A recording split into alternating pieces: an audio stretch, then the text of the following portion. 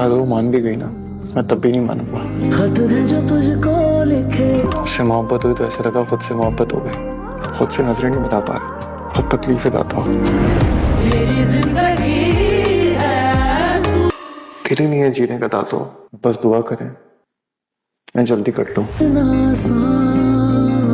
शक्ल नहीं देखना चाहता मैं उसकी अब। मेरी जिंदगी, ये शब्द जैसे किसी टूटे हुए इंसान के दिल से निकले हों। उसके चेहरे पर थकान साफ छलक रही है, आंखों में ऐसा दर्द भरा है जिसे शब्दों में बयान करना मुश्किल है।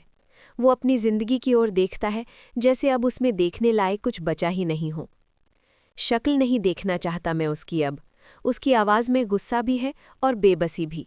वो उस शख्स की शक्ल तक देखना नहीं चाहता, क्योंकि उस शक्ल से जुड़ी यादें उसे बार बार तोड़ देती हैं।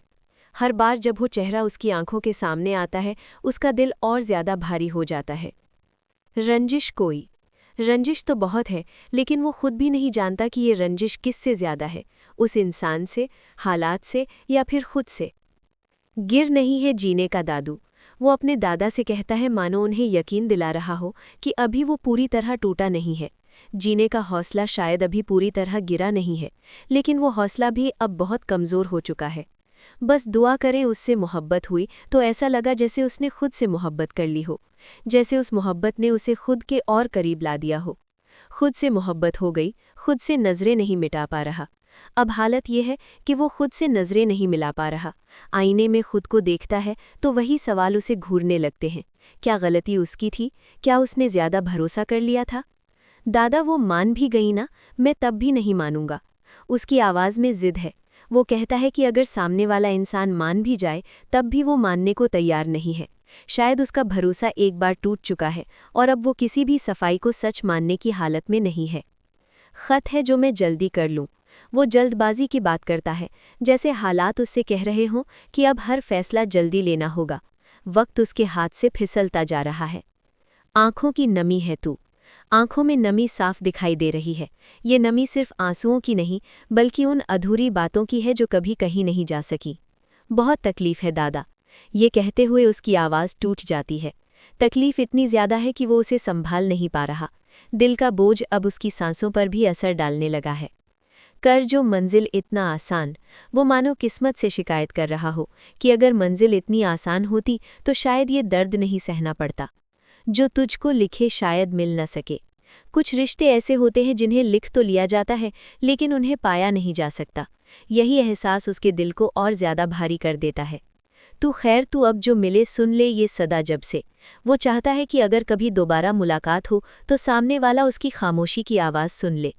इधर हॉस्पिटल से लौटकर आई आयरा का दिल और दिमाग दोनों ही उथल पुथल में है। उस लड़की की हालत देखकर उसका दिल कांप उठा है। उसे बहुत ज़्यादा तकलीफ हो रही है। लड़की की हालत नाजुक है, दर्द उसकी आंखों से साफ झलक रहा था। हर सांस उसके लिए एक जंग बन चुकी है। एक तरफ आयरा की जिंदगी बर्बाद हो गई है। आयरा को लग रहा है कि उसकी पूरी जिंदगी उजड़ चुकी है। उसके सपने, उसका भरोसा, सब कुछ टूट चुका है। और दूसरी तरफ वो लड़की अपनी जान और मौत के बीच झूल रही है। उसने अपनी जिंदगी दांव पर लगा दी और अब हर पल कीमती है। और ये सब कुछ कामयार की वजह से हुआ। आयरा के दिमाग में एक ही नाम घूम रहा है, कामयार। उसके हिसाब से इन सब का जिम्मेदार वही है। ये सोच सोच कर ही आयरा को शदीद गुस्सा आ रहा है। जितना ज़्यादा वो सोचती है उतना ही उसका गुस्सा बढ़ता जाता है। उसकी सांसें तेज़ हो जाती हैं, दिल ज़ोर ज़ोर से धड़कने लगता है। उसे लगता है कि कामयार ने उसके साथ नहीं बल्कि उस लड़की के साथ भी ज्यादती की है। आयरा को महसूस होता है कि कामयार ने सिर्फ उसके जज्बातों के साथ खिलवाड़ नहीं किया बल्कि उस लड़की की ज़िंदगी भी तबाह कर दी। और आयरा का ये शक अब ज़्यादा देर तक शक नहीं रहने वाला, बहुत जल्द ये यकीन में बदलने वाला है। जैसे ही कामयार हॉस्पिटल में उस लड़की से मिलने के लिए आएगा, आयरा की सोच पक्की हो जाएगी। कामयार तो यहाँ अपने सच की तलाश में आया है। कामयार यहाँ अपने सच को ढूंढने आया है, अपनी सच्चाई जानने आया है। लेकिन आयरा उसकी इस मजबूरी को समझ नहीं पा रही। और आयरा यही समझे बैठी है कि वाकई उस लड़की के साथ कामयार का ताल्लुक था, जो उस लड़की को इस हालत में देखते हुए कामयार उससे मिलने के लिए आया है। और कामयार यहाँ आयरा को कोई सफाई नहीं देगा। कामयार खामोश है, वो कोई सफाई नहीं देता, कोई जवाब नहीं देता। उसकी ये चुप्पी आयरा के गुस्से और दर्द को और भी गहरा कर देती है।